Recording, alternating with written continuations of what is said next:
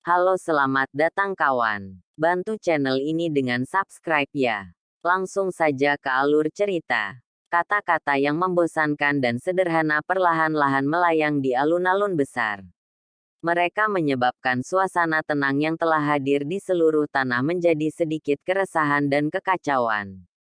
Di tanah terbuka, murid-murid mistik Cloud Sect yang tak terhitung jumlahnya membawa segala macam emosi yang berbeda dalam tatapan mereka ketika mereka menatap pemuda berjubah hitam di dekat tepi tangga batu. Mereka tidak terbiasa dengan pria muda ini yang dipanggil Xiaoyan. Hubungan antara Nalan Yanran dan dia sudah menjadi topik dalam percakapan sehari-hari banyak murid mistik Cloud Sect. Tentu saja, setiap kali namanya disebutkan, kebanyakan orang akan menyebutnya dengan menghina. Seorang anak dari klan kecil ingin menikahi Nalan Yanran yang statusnya dalam Mystic Cloud Sekte sama mulianya dengan seorang putri. Di mata orang-orang ini, nampaknya Xiaoyan telah melebih-lebihkan kemampuannya. Ini terutama terjadi setelah perjanjian 3 tahun tersebar di sekte tersebut. Ejekan ini menjadi lebih kuat. Tentu saja, salah satu alasan untuk diejek tidak mengecualikan mereka cemburu. Sebagai pemimpin sekte junior dari Mystic Cloud Sect yang berada di luar jangkauan banyak orang, banyak murid Mystic Cloud Sect memandangnya sebagai dewi di hati mereka. Ketika mereka bertemu, orang-orang ini selalu menghadapi wajahnya yang indah yang mempertahankan ekspresi acuh tak acuh dan duniawi lainnya. Siapapun yang ingin berhubungan lebih dekat dengannya akan kembali dengan kegagalan. Xiaoyan, sebagai pria yang hampir menjadi suami Nalan Yanran akan secara alami dan mudah menerima kecemburuan yang tidak normal. Karena kecemburuan, bersama dengan beberapa desas-desus, para murid mistik Cloud Sekte ini secara alami akan memiliki kesan yang buruk tentang Xiaoyan yang belum pernah mereka temui sebelumnya. Ketika mereka berbicara, kebanyakan dari mereka akan menurunkannya sebanyak mungkin. Muncul seolah-olah mereka tidak akan berhenti sampai mereka menggambarkan Xiaoyan sebagai sama sekali tidak berharga.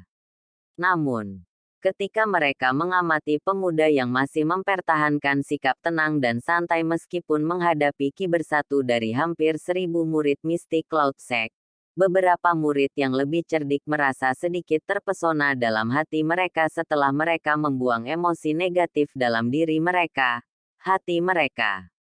Sikap acuh tak acuh ini tampaknya bukan sesuatu yang bisa dilakukan oleh sampah dari klan Xiao, yang biasa dibicarakan oleh kawan-kawan mereka. Mata cerah Nalan Yanran menatap pemuda itu dengan sosok yang agak kurus di kejauhan. Tatapannya berhenti di wajah yang halus dan tampan itu. Di tempat itu, dia masih bisa samar-samar mengenali sosok pemuda itu saat itu. Hanya saja, 3 tahun telah menggilas kelembutan dan ketajaman masa muda. Pria muda yang saat ini di depannya tidak lagi memiliki kekuatan canggih yang tiba-tiba meletus di aula rumah klan Xiao saat itu. Mengganti itu adalah pengekangan yang mendalam. Dia benar-benar telah berubah. Sebuah kalimat diam-diam muncul di benaknya. Tatapan Nalan Yanran sedikit rumit. Dia tidak pernah berpikir bahwa orang yang tidak berguna pada saat itu benar-benar akan benar-benar dapat datang ke Mystic Cloud Sect tanpa rasa takut. Apalagi tetap acuh seperti angin sementara tidak mengungkapkan sedikit pun kecemasan atau pucat. Bahkan ketika dihadapkan dengan hampir 1000 murid sekte Mystic Cloud. Klan Nalan. Nalan Yanran. Petik 2. Nalan Yanran perlahan berdiri. Sosoknya yang cantik tinggi dan lurus seperti lotus salju yang bangga dan pantang menyerah. Mata cerahnya menatap Xiaoyan sementara suaranya setenang yang terakhir. Itu adalah anak kecil dari klan Xiao. Bukankah dikatakan bahwa dia adalah orang yang tidak berguna yang tidak bisa menyimpan doki? Di pohon besar, Jia Xingtian menatap Xiaoyan dengan sepasang mata yang mengandung keheranan. Dia dengan lembut tertawa. Tetapi melihat sikapnya ini, dia tidak terlihat seperti orang yang dengan paksa berpura-pura memiliki eksterior yang kuat sementara di dalam kosong. Selain itu, Bahkan jika ketenangannya diperankan, mampu mempertahankan ketenangan ini di depan kekuatan bersatu yang diciptakan oleh orang-orang lama dari mistik Cloud Sect bukanlah sesuatu yang dapat dilakukan orang biasa. Petik 2. Fama. Yang berada agak jauh dari Jia Xingtian mengangguk sedikit. Mata tua dan tajamnya perlahan menyapu Xiaoyan. Sesaat kemudian, dia berhenti di wajah yang terakhir. Alisnya tiba-tiba bersatu sedikit ketika dia berkata, untuk alasan yang tidak diketahui, dia sepertinya memiliki perasaan yang akrab tentang dia. Petik 2. Keke.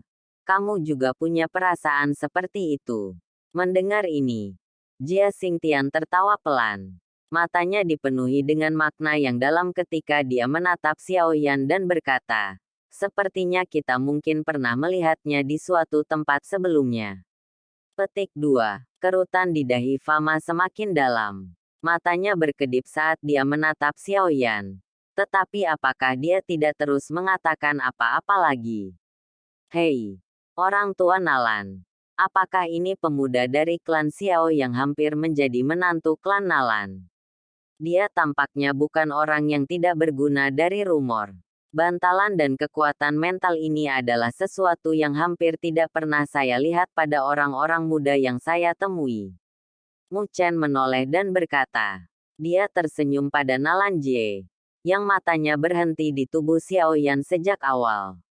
Dia sedikit melonggarkan senyumnya. Seorang menantu lelaki yang ditelantarkan karena dianggap tidak berguna, kini tampak lebih hebat daripada beberapa dari mereka yang disebut jenius.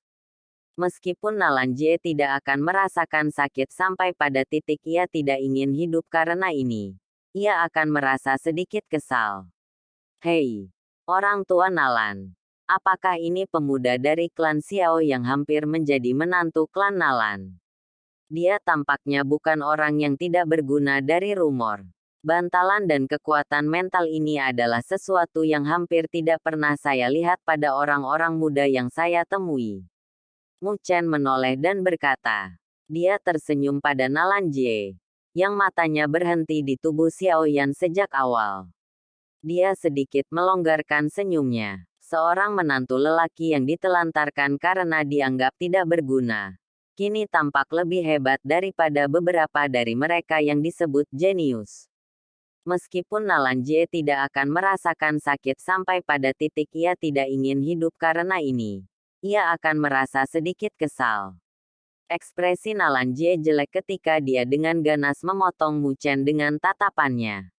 Dia terlalu malas untuk mengatakan hal-hal yang tidak perlu kepadanya. Dengan tawa dingin, dia terus memusatkan pandangannya pada pria yang halus dan tampan itu. Emosi di hatinya bergulung. Meskipun Nalan Jie sudah tahu bahwa Xiaoyan telah meninggalkan reputasi sebagai orang yang tidak berguna untuk beberapa waktu, ketenangan dan kekuatan mental yang ditampilkan saat ini menyebabkan hatinya merasa sangat terkejut. Di atas keterkejutan ini, dia juga mendesah pelan dengan sikap menyesal. Dengan situasi yang telah mencapai titik ini, mengatakan hal lain tidak akan membantu mengubah situasi. Dia hanya bisa berharap bahwa dendam antara Xiaoyan dan Nalan Yanran akan mencair setelah perjanjian 3 tahun ini berakhir. Yang terbaik jika mereka bisa berdamai. Tentu saja, ini mungkin mimpi yang tidak realistis. Bahkan jika mereka berdua tidak bisa lagi bersama di masa depan. Membiarkan Xiaoyan berhenti membawa kebencian terhadap klan Nalan di masa depan akan menyebabkan Nalan Jie diam-diam merasa sedikit lebih baik. Setelah semua dari bagaimana Nalan Jie saat ini melihatnya, pemuda ini pada dasarnya memiliki semua persyaratan untuk menjadi orang yang kuat.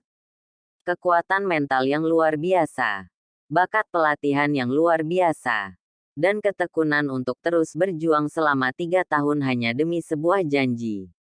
Dengan beberapa hal ini, jalan masa depan Xiaoyan menuju menjadi orang yang kuat akan jauh lebih lancar dan tidak terhalang.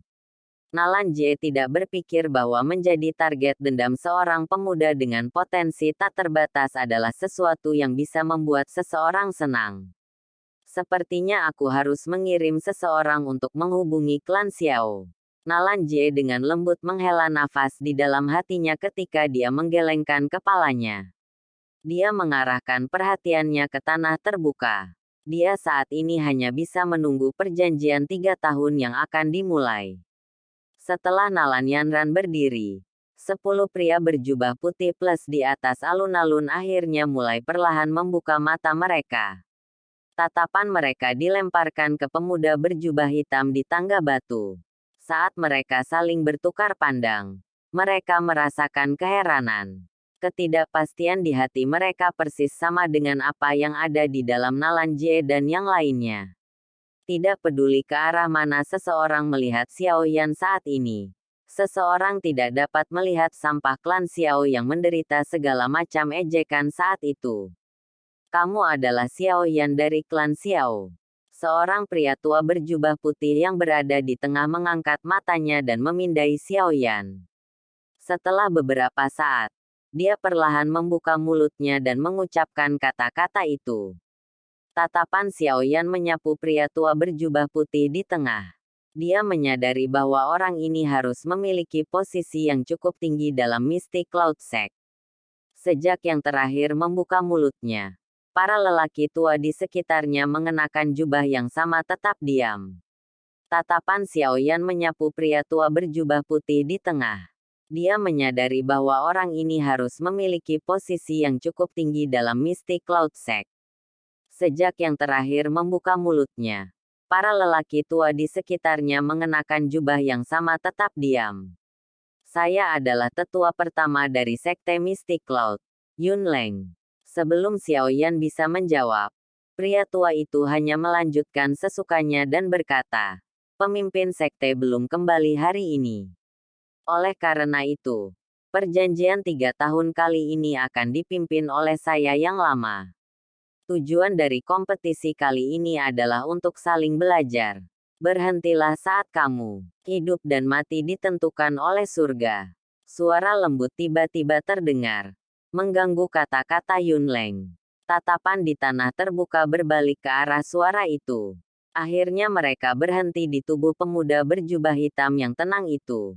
Semua ekspresi mereka berbeda. Banyak orang tidak berharap bahwa Xiao Yan benar-benar akan mengatakan kata-kata seperti itu. Orang harus tahu bahwa lawannya adalah penerus Mystic Cloud Sekte yang telah difokuskan sekte pada perawatan. Seorang pemuda yang berani. Di atas pohon-pohon yang tinggi, beberapa orang tua dengan karakter aneh tidak bisa menahan tawa. Beberapa dari mereka bahkan mengangkat jempol mereka pada Xiao Yan. Mata Nalan Yanran terangkat sedikit. Dia menyaksikan pemuda berjubah hitam di depannya. Di dalam mata hitam gelap itu tampak cahaya yang bergetar dan berfluktuasi, yang sulit disembunyikan. Apakah itu dendam? Beberapa saat kemudian, dia mengangguk.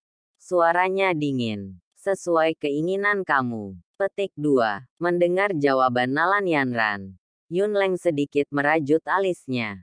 Gangguan tiba-tiba dari Xiao Yan telah menyebabkan penatua pertama ini yang memegang posisi cukup tinggi di Mystic Cloud Sect menjadi tidak senang. Dia juga menyadari bahwa Xiao Yan sudah dihapus reputasinya sebagai sampah sejak lama. Namun, bakat Nalan Yanran juga tidak lebih rendah dari bakatnya. Selain itu, ada Mystic Cloud Sekte yang merawatnya. Pertumbuhan kekuatannya bisa disebut sangat cepat. Jika mereka bertarung, Yun Leng tidak optimis dengan peluang Xiao Yan.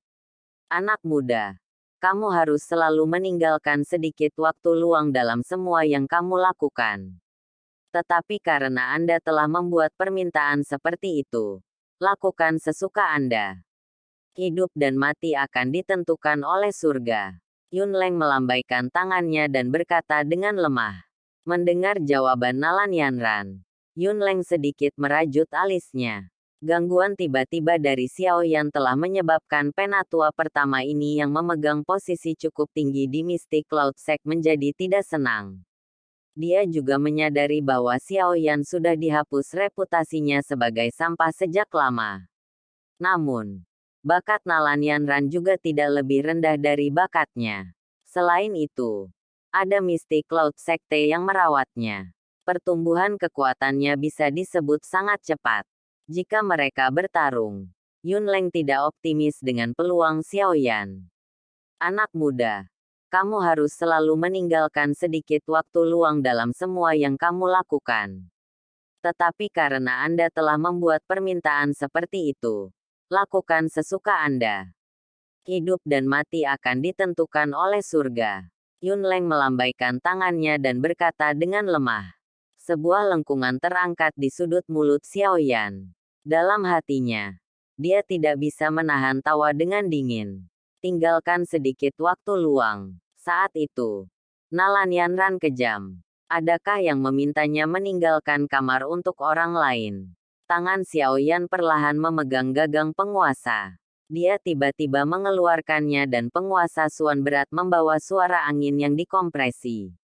Itu miring ke tanah dan angin diciptakan dari tubuhnya, mengaduk semua debu di tanah.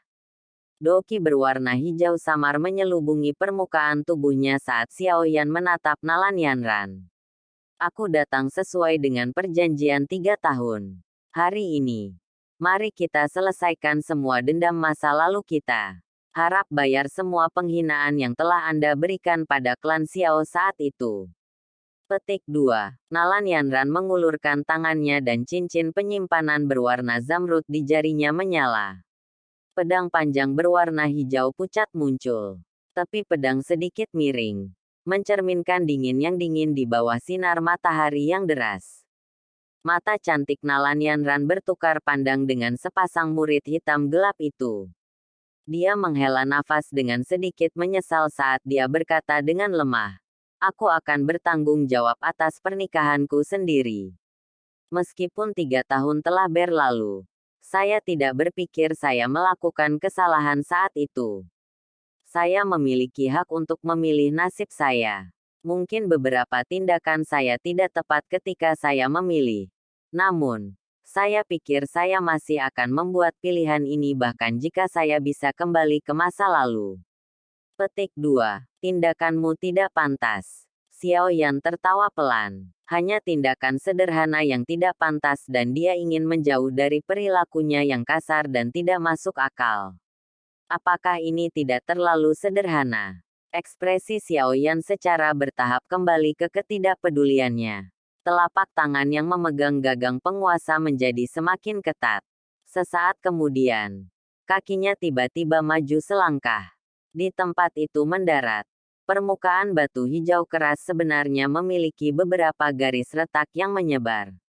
Doki berwarna hijau ganas dan bergelombang yang berisi beberapa bibit api berwarna hijau melonjak keras di permukaan Xiaoyan.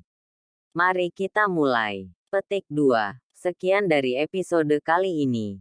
Jangan lupa subscribe channel ini ya.